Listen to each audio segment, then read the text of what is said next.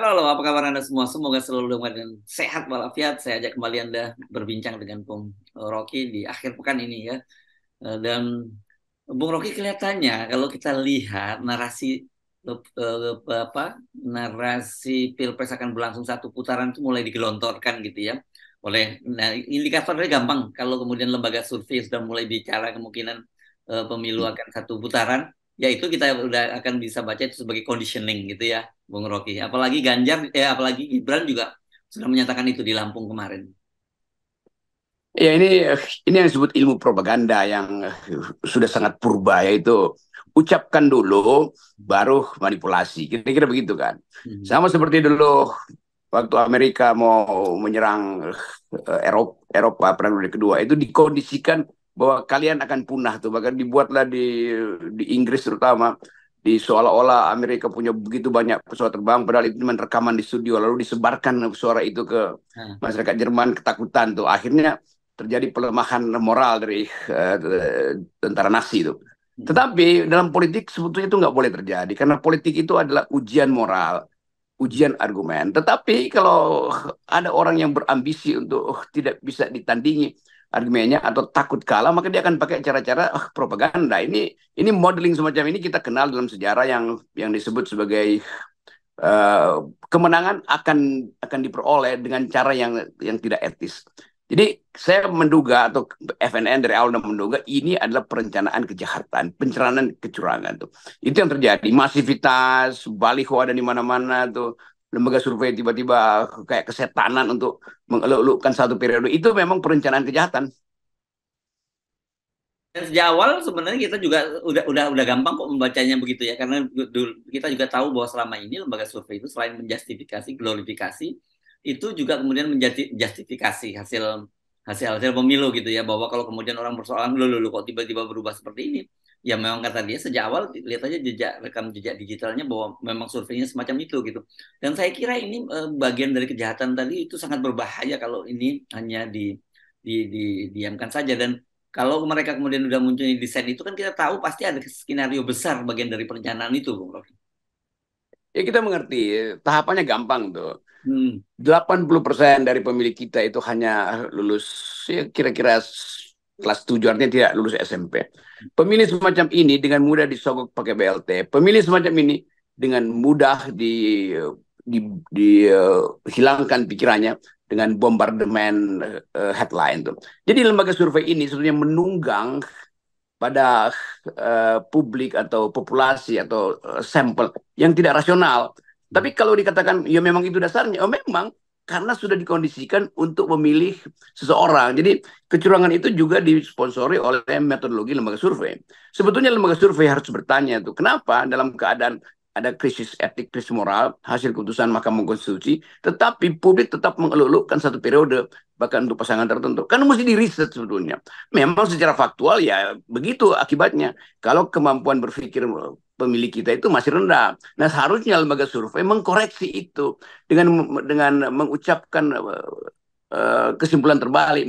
Memang ada kecenderungan untuk satu periode, memang dukungan pada rejim Putaran, Jokowi bukan tinggi satu sekali, periode, tetap Bung Rocky, satu sorry, putaran. satu putaran, Ya. semua itu akan terjadi karena ada perencanaan kejahatan dari awal. Lembaga survei bisa mengatakan bahwa kami memang tahu bahwa survei itu dilakukan setelah BLT ditebar. Kami memang tahu setelah baliho-baliho itu dipasang.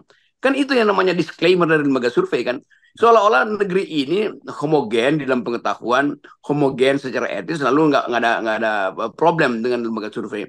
Lembaga survei bermasalah karena soal atau variabel-variabel yang kita sebut hidden curricula, apa namanya, kurikulum terselubung itu diandaikan sebagai normal oleh lembaga-lembaga survei. Di situ kesalahan metodologinya. Ya, ya. Padahal sebenarnya kalau kita melihat persiapan pemerintah, pemerintah sendiri nggak kelihatannya sangat ragu dengan satu putaran ini, Bung Rocky. Indikatornya gampang. Kan Pak Jokowi waktu itu menyatakan bahwa BLT, bansos untuk beras itu akan diperpanjang sampai bulan Maret. Bulan Maret itu kita tahu kan pilpresnya terjadi pada bulan Februari, begitu ya. Jadi, tapi ternyata kemarin ada muncul pengumuman juga disebutkan oleh Sri Mulyani bahwa itu akan diperpanjang sampai bulan Juni. Dan kalau sampai bulan Juni itu kita tahu itu ada putaran kedua, gitu. Jadi sebenarnya ada dari kalau kita mau mencermati bagian skenario besar itu kita udah tahu kok clue-cluenya seperti apa gitu. Ya, semakin khawatir semakin dipersiapkan kecurangan, semakin tidak dimungkinkan untuk satu putaran, semakin diupayakan supaya putaran kedua pun masih bisa dikendalikan kan. Tema-tema ini menunjukkan ada kepanikan rezim, lalu dimobilisirlah aparat itu untuk menegakkan benang basah sebetulnya kan. Tapi udah kita harus juga membuat semacam contingency plan, rencana B. Kalau pemilu tidak berlangsung secara elektoral, di luar sistem elektoral, apa yang mesti kita lakukan? Siapa yang harus memimpin kan? Jadi justru pembanding dari satu putaran itu adalah kerusuhan. Pembanding dari satu putaran itu adalah people power. Pembanding dari satu putaran itu adalah gerakan masyarakat sipil, LSM, macam-macam itu. Yang muak dengan keadaan. Jadi kami muak itu harusnya dipikirkan sebagai akibat dari desain yang hendak memastikan bahwa winner takes all itu, bos, satu putaran selesai itu. Nah, kecemasan itu juga dibaca oleh publik dunia tuh, dan kita mulai melihat bahwa beragam LSM dunia mulai masuk ke Indonesia untuk memantau, bukan memantau pemilunya, tapi memantau proses kecurangan ini. Ya, ya. Oke, jadi kalau lihat semacam ini, apalagi sebenarnya kita juga sudah tidak terlalu terkejut gitu ya, Bung Rocky, dengan proses apa yang terjadi di Mahkamah Konstitusi.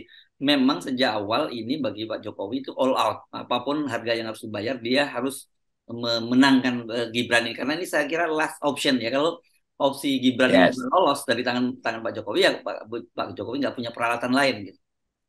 Itu penting ya, kita baca bagaimana Joko Widodo sebagai pemain politik berupaya untuk terus menyalakan api supaya lingkungan dia jadi hangat. Padahal sebetulnya publik udah dingin. Yang manas-manasin ini kan seolah-olah masih ada genggaman Pak Jokowi pada semua partai politik adalah hasil lembaga survei yang memang disogok untuk melakukan headline atau mengucapkan headline semacam itu. Tetapi tetap terjadi ketegangan intrapartai. Golkar tetap ya sebetulnya pecah sebetulnya. Demikian juga Gerindra, Demokrat, ada elemen-elemen yang masih masuk akal untuk mengatakan bahwa ada hal yang curang. Dan mereka yang berharap agar Mahkamah Konstitusi dalam 1-2 hari ini memutuskan dengan cara lain. Kalau Mahkamah Konstitusi tidak memutuskan dengan cara lain, artinya tidak ada pelanggaran etik dong dalam keputusan terakhir itu. Kan tuntutan publik adalah batalkan keputusan 90 karena ada problem etik yang besar. Tetapi tentu tadi betul, Pak Jokowi tidak ingin itu dibatalkan. Kalau dibatalkan, seluruh desain satu putaran itu hilang.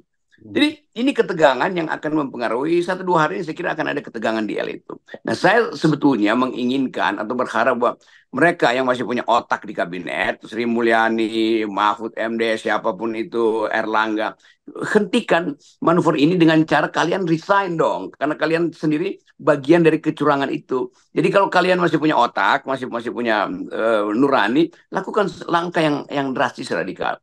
Artinya mereka yang ada di dalam sebetulnya menunggu gerakan massa itu. Sementara gerakan massa menunggu 1-2 orang dari kabinet itu lakukan semacam dissenting opinion terhadap kinerja presiden atau kepala negara yang memimpin mereka yang melakukan tindakan-tindakan tidak etis.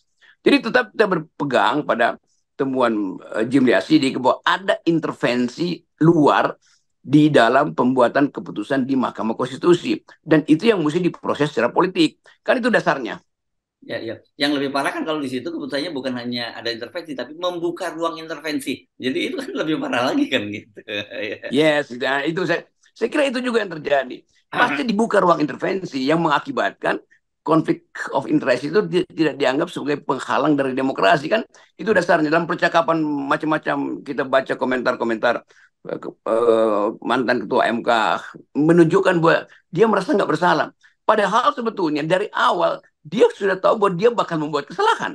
Karena ini intinya di situ. Tetapi perdebatan semacam ini kan tidak tiba di akar rumput. Perdebatan di akar rumput adalah berapa amplop yang akan dia terima minggu ini, berapa BLT yang akan dia tunggu di ganggang, dan berapa sponsor-sponsor buzzer ini beroperasi dari hari ke hari. Demikian juga kita mulai melihat bahwa memang mulai ada sistematisasi perencanaan satu putaran itu. Karena terlihat bahwa aparat sudah melakukan semacam konsolidasi untuk memastikan bahwa satu putaran itu lebih efisien. Satu putaran itu mengarah pada seseorang.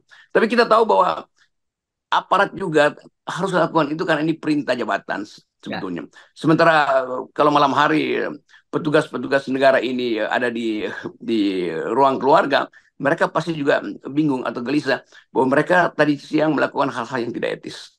Ya, oke. Bung Rocky tadi ada menyinggung bahwa dengan demografi pemilih kita yang hanya sampai mayoritas hanya ke 80% sampai kelas 7, itu artinya kelas 7 itu kan berarti kelas 1 SMP gitu ya Bung Rocky. Tapi di satu Ya, sisi kan pemilih muda itu sangat besar. Ada 52% gitu pemilih muda.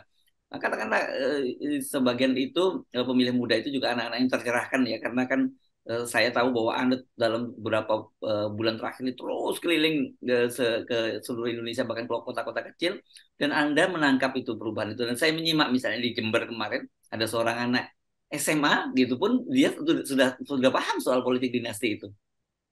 iya. Jadi ada anak-anak muda yang sebetulnya aja terpapar pikiran-pikiran BEM itu, dan mereka bangga bahwa mereka sebagai anak SMA bisa berdiskusi dengan kakak-kakak mereka di mahasiswa di lingkungan kampus. Ini penanda bahwa ada kesempatan bagi kita untuk berharap demokrasi bisa kita perbaiki melalui kapasitas berpikir dari teman-teman muda ini. Tapi itu memang tidak cukup. Walaupun kita ingin supaya ini direkatkan terus. Saya mondar-mandir dari kampus ke kampus dan tahu bahwa ada kesempatan itu. Tetapi momentumnya mesti ditunggu sebetulnya, dan ketidaksabaran publik yang kadang-kala kelas menengah mana tuh gerakan masyarakat sipil, mana tuh gerakan mahasiswa. Lo kalian sendiri ngapain itu anak kelas menengah ini diam-diam buat nonton itu. Jadi memang kita mesti sabar untuk mendidik publik kita bahwa keadaan akan menunggu momentum dan momentum akan menghasilkan monumen. Jadi itu yang menggembirikan saya karena saya mondar mandir aja, karena tetap ada potensi anak-anak muda ini untuk mengatakan kami muak, dan itu bisa bisa betul-betul muak, dan kemuakan itu bisa tumpah di jalan. Ya, ya, ya. Dan itu indikatornya sangat kuat ya, Bung Rocky ya. Ya, betul. Dan kan semua pemberitaan tentang BEM itu mulai diawasi, dan aparat Intel tiba-tiba ada di dalam kerumunan ajukan pertanyaan. Kita bisa baca ya, misalnya di Jember kemarin ada 2.000 mahasiswa berkumpul, Nah, itu pasti mungkin 10% Intel yang disusupkan di situ kan. Kan nggak mungkin Pak Jokowi itu menganggap bahwa ini biasa-biasa aja tuh. Ada bahaya kalau bayangkan ada 2.000 mahasiswa di Jember dan menunggu pidato saya atau kuliah umum saya, dan setelah itu kemudian ada bisik-bisik di tempat parkir, Pak ini kapan Pak ini ada gerakan yang lebih teratur sistematis. Ya udah, saya nggak tahu itu yang nanya ke saya Intel atau anak BEM, kita nggak bisa bedain kan. ya, Tetapi ya. terlihat ada gairah untuk melihat perubahan dengan cara yang alternatif atau radikal. Bukan perubahan melalui pemilu yang pasti curang bagi mereka, tapi perubahan melalui yang kita sering sebut people power, tapi yang sering diplesetkan sebagai upaya makar. Padahal people power itu adalah kedaulatan rakyat. Rakyat berhak mencari jalan baru atau jalan alternatif kalau jalan-jalan utamanya dikunci melalui manipulasi suara, perencanaan satu periode, segala macam. Kan itu dasarnya. Kenapa saya menganggap bahwa penting sebetulnya teman-teman dosen ini ikut serta memberi pengetahuan pada publik di daerah terutama bahwa jalan yang sedang ditempuh adalah jalan yang direncanakan untuk curang.